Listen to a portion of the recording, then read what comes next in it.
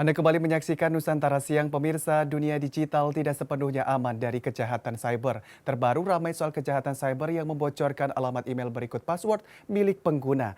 Tidak tanggung-tanggung, sebanyak 3,2 miliar email dan password bocor di internet.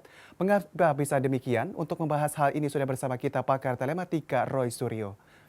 Halo, selamat siang Mas Suryo. Mas Roy Suryo. Ya, selamat siang Mas Adi Wiranata, selamat siang juga semua pemirsa Nusantara TV di mana saja berada. Baik, bagaimana kabarnya nih Mas Roy?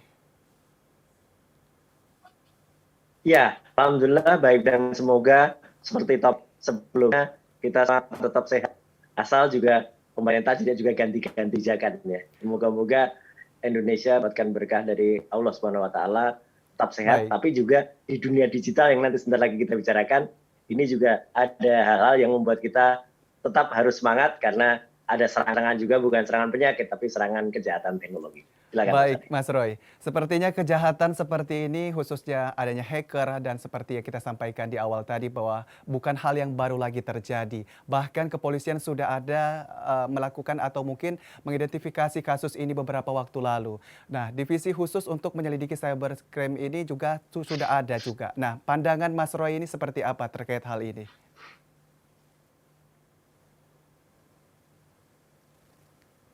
Mas Roy? Iya, ya.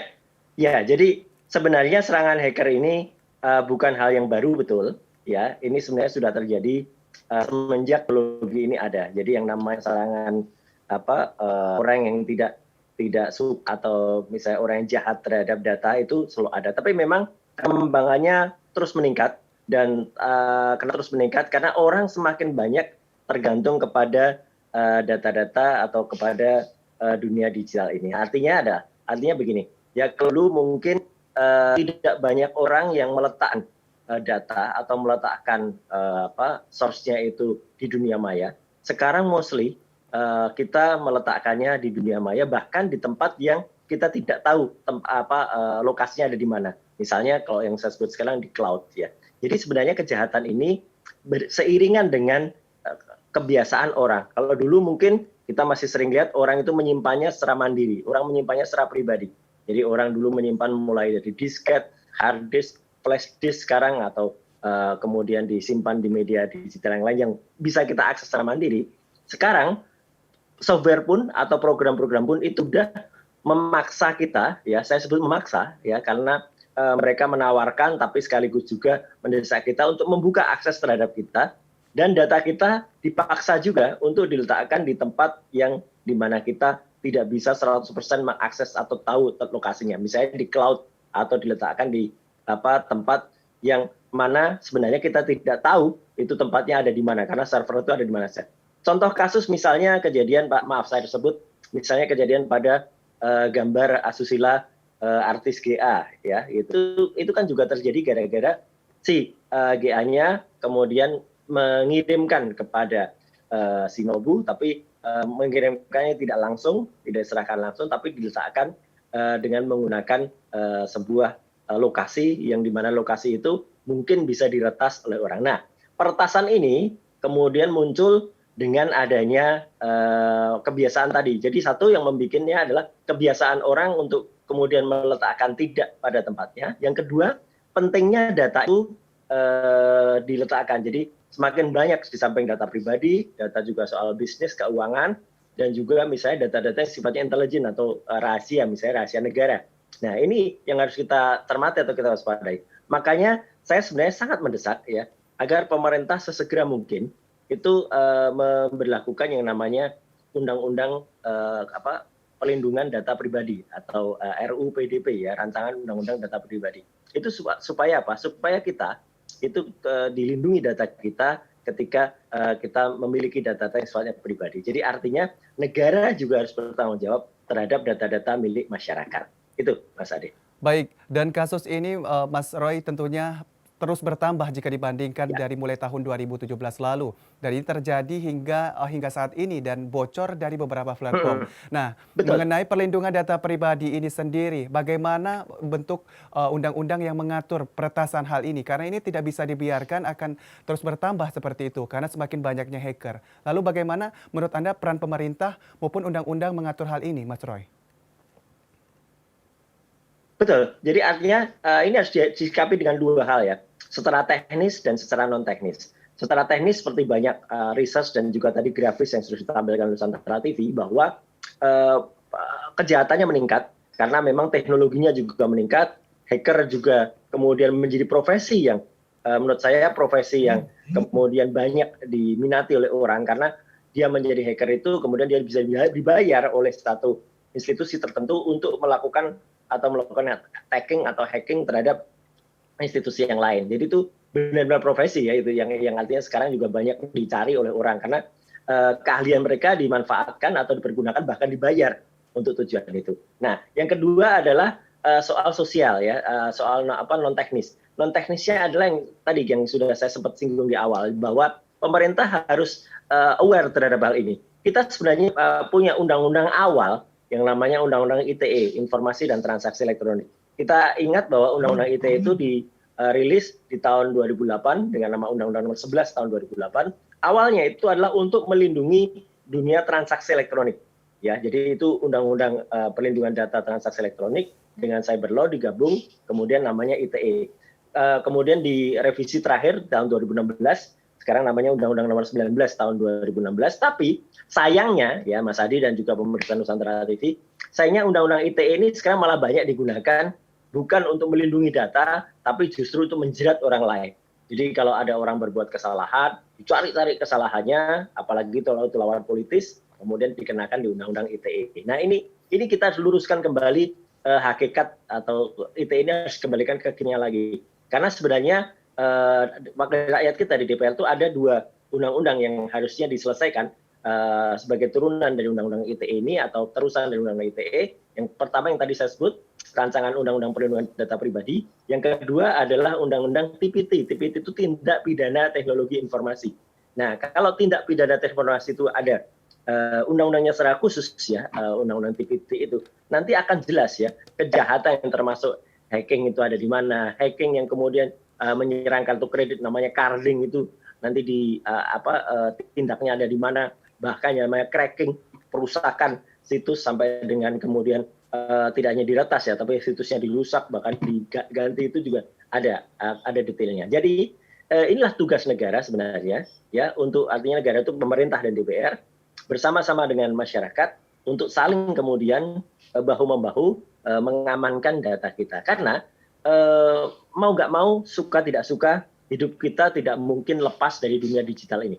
Bahkan di masa depan ya tidak hanya data kita ya, tapi hidup kita ya, hidup kita itu misalnya kita mau ke studio misalnya ke studio Nusantara TV gitu. Sekarang itu kita naik kendaraan menyetir sendiri. Nah nantinya itu akan semua dikendalikan secara digital ya. Kita bisa naik taksi online, yang taksi online itu tidak ada supirnya, atau kita naik kendaraan yang benar-benar dikendalikan secara elektronik, dan itu kalau diretas, Mas tadi bisa bayangkan, kalau kemudian diretas, kita tidak akan pernah nyampe ke mana-mana, itu bisa belok-belok kemana-mana, dan bahayanya sudah sering di film-filmkan, tapi itulah yang terjadi, ya gitu. Jadi kekreativitasan masyarakat, ya seperti yang ada tayangan sekarang, adanya software, kemudian game, itu sebenarnya bisa juga dimanfaatkan untuk kebaikan. Ya gitu, tidak juga untuk kejahatan, karena salah satu tips juga adalah benar ini ada yang di tayangan ini, jadi kita harus manfaatkan semua yang secara resmi, karena kalau tidak resmi, ilegal, itu kemudian justru akan muncul kode-kode tertentu atau skrip-skrip tertentu yang buat orang mendownload kode itu, akibatnya apa? Komputer kita dimasuki dimasuki program kecil yang kemudian bisa menyerap data yang ada, dan kita menjadi korban kejahatan. Jadi pemerintah harus aware karena kejahatan ini sudah ada, nyata-nyata terjadi di depan mata, dan mau nggak mau kita harus siap menghadapinya. Baik, Mas Roy. Terkait dari peretasan ini yang masih untuk saat ini masih terus berkembang adalah peretasan email. Berbasis data Ya, mana memang yang paling rentan dibocorkan dan kenapa harus email ini menjadi salah satu peretasan yang mungkin salah satu hal yang kerap kali terjadi khususnya dalam platform atau mungkin kita mau login sesuatu sosial media atau apapun itu. Kenapa email yang paling rentan dalam peretasan? ya. Pertanyaan sangat menarik Mas Adi. Jadi begini, email atau electronic mail itu memang dibuat untuk multi platform. Multi platform itu artinya bisa dibuka oleh semua jenis atau semua sistem ya gitu. Kalau tidak bisa dibuka, otomatis tidak ada gunanya kita berkirim surat secara elektronik, tapi kemudian di sana bisa menerima. Kita dulu kan mengenal ya, misalnya ada komputer yang hanya bisa berkomunikasi atau hanya bisa koneksi dengan jenis komputer tertentu. Misalnya dulu ada dua kelas di komputer, ada kelas PC dan ada kelas Apple ya gitu atau Macintosh ya. Kedua-duanya tidak bisa connect. Tapi karena kemudian adanya kebutuhan untuk orang bisa berkomunikasi antar sesama pengguna komputer, maka diciptakanlah komunikasi yang sifatnya multi platform. Artinya apa? Software yang ada baik di Mac atau di Macintosh, baik yang ada di PC ataupun sekarang yang ada di Android, yang ada di handphone atau yang ada di kalau di gadget itu sekarang ada dua platform juga, yaitu yang berbasis Apple dan berbasis di Android, itu harus bisa berkomunikasi. Nah, untuk bisa berkomunikasi itu harus banyak yang dibuka, harus banyak yang kemudian diberikan jalan. Nah, jalan inilah yang dimanfaatkan. Makanya kenapa email itu menjadi paling mudah diretas? Karena email itu kita harus meletakkan kode-kode inskripsinya itu juga bisa dibuka oleh platform yang lain. Nah, selalu ada istilah di atas langit ada langit, Mas Adi. Jadi kalau di atas langit ada langit itu artinya orang yang bisa membuka security itu juga orang lain juga bisa buka. Seperti misalnya kita sekarang nyaman dengan adanya fasilitas CCTV misalnya. Rumah kita bisa kita monitor misalnya dari tempat di mana saya berada. Tapi otomatis bukan hanya kita yang bisa monitor, orang lain pun juga bisa monitor rumah kita. Jadi kita harus hati-hati, apalagi email. Email itu dibuat supaya dia bisa terbuka dengan berbagai macam platform, otomatis dia membuka kode-kode security-nya yang bisa dimanfaatkan oleh yang lain. Makanya semacam juga misalnya kalau aplikasi pesan singkat ya, misalnya di WhatsApp, itu saya juga selalu menyarankan aktifkan yang namanya two level factor security ya, supaya kita bisa kalau ada apa-apa kita ditanya kembali passwordnya itu harus diaktifkan supaya kita tidak mudah dibajak ya. Tapi kalau email, apalagi email itu servernya gratisan ya, seperti kita menggunakan Gmail, kalau dulu Yahoo Mail ya sekarang menjadi Gmail. Nah, itu kan otomatis mudah sekali untuk diretas karena kadang-kadang ya orang lupa pada password. Mungkin di antara beberapa pemirsa Nusantara pada apa yang mengalami, kalau kita lupa pada password, otomatis kita kontak admin. Ketika kontak admin, kita akan minta untuk di default atau di reset passwordnya. Otomatis ketika di reset, nah itu akan ada pertanyaan-pertanyaan yang standar ya, misalnya tanggal lahir kita, kemudian nama hewan kesayangan, warna favorit kita apa. Nah, kode-kode itu sudah sangat dipahami oleh hacker ya atau oleh cracker untuk kemudian membukanya, sehingga sebelum kita sempat memulihkan, hacker atau cracker dulu yang mendefaultkan. Jadi biasanya email kita itu diretas dengan cara seolah-olah si hacker itulah pemilik email yang asli, dia seolah-olah lupa passwordnya, kemudian dia kontak admin, ketika sama admin di reset, ya kalau kita tidak memiliki code cadangan ya, misalnya kita tidak backup dengan kita minta untuk mengirimkan notifikasi ke SMS atau kita minta notifikasi ke backup yang lain, otomatis si hacker lah yang akan menerima notifikasi itu. Jadi sekali lagi waspadalah ya Mas Adi ya, atau hati-hati karena kita harus melindungi dengan banyak cara.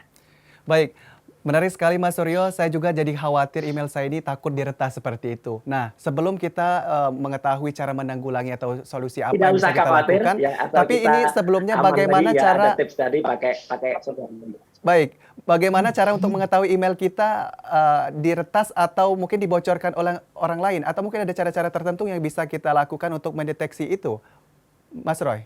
Ya, gini, jadi cara yang paling sederhana adalah karena sifatnya tadi multi platform, meskipun itu mudah ya jangan kita terlalu sering misalnya kemudian berpindah-pindah gadget ya gitu. Karena apa? Itu cara yang paling sederhana. Karena kalau kita sering misalnya kita menggunakan handphone, menggunakan gadget, menggunakan Android, tapi terus kita di rumah, ya kalau praktisan kita buka PC atau laptop kita di rumah, kalau kita tidak hati-hati pada saat kita membuka dengan multi platform itu dengan banyak gadget itu, otomatis kan kita juga seperti membuka jalan gitu. Nah, juga misalnya matikan fungsi-fungsi yang sebenarnya tidak kita perlukan. Misalnya apa? Misalnya software kita meminta akses untuk masuk ke foto, meminta akses untuk masuk ke misalnya data yang lain ya. Kalau memang kita tidak perlu ya nggak usah. Kayak misalnya perbankan ya, contoh saja. Bank memberi kita opsi untuk supaya tabungan itu bisa dibuka menggunakan selain menggunakan kartu ATM, menggunakan internet banking, SMS banking dan lain sebagainya. Nah, kita cek diri kita. Perlu nggak sebenarnya semua fasilitas itu ada? Atau perlu nggak fasilitas itu dipasang? Kalau enggak ya nggak usah gitu ya. Nah, itu ada di email kita ya. Jadi setting kita bisa apa-apa saja Mas Adi yang misalnya kita gunakan. Kalau memang kita tidak menggunakan multi platform ya matikan multi platformnya. Jadi kita hanya menggunakan gadget tertentu, kemudian ID atau uniknya ada di situ, sehingga kalau misalnya akses menggunakan gadget lain atau dia akses menggunakan alat lain, dia akan nge-lock atau dia tidak akan mau ada di sana. Itu salah satu yang penting juga ya. Buat apa kita membuka kesempatan ya kalau kita tidak pernah menggunakan itu. Yang poin yang kedua adalah manfaatkan juga ya fasilitas security yang disediakan oleh penyedia jasa. Misalnya tadi saya contohkan soal WA. WA ada yang namanya 2FA ya. Jadi two level factor security atau authority tadi. Jadi itu aktifkan supaya apa? Kalau ada yang tadi ya misalnya Mas tanya tahu nggak kita kalau di hack ya atau di retas ya. Misalnya WA kita itu juga diretas ya, itu akan otomatis kita tahu-tahu mendapat security code ya gitu supaya kita memasukkan lagi security code. Itu kita harus hati-hati. Sama seperti email. Kalau email itu kita lindungi dengan proteksi sejenis itu, kalau tiba-tiba kita menerima pemberitahuan awas ada akses atau biasanya kita diberitahu Anda benar akses pada jam sekian sekian. Nah, kalau kita tidak melakukan itu, ya otomatis kita harus jawab dengan tidak benar gitu. Dan yang ketiga yang jangan dilupakan, sering juga lah, misalnya setelah periodik mengganti password, tapi juga harus hati-hati. Password jangan lupa ya. Kalau kita sering ganti password, nanti passwordnya lupa, otomatis kita nggak bisa masuk sendiri ke email lah. Ya dan password seperti banyak juga tip yang sering dilakukan, jangan digunakan tanggal lahir, jangan digunakan angka-angka yang mudah ditebak ya. Gitu. Dan jangan menggunakan satu password untuk banyak aplikasi. Ini yang juga sering terjadi. Misalnya kita menggunakan password, misalnya aja ini, tapi ini jangan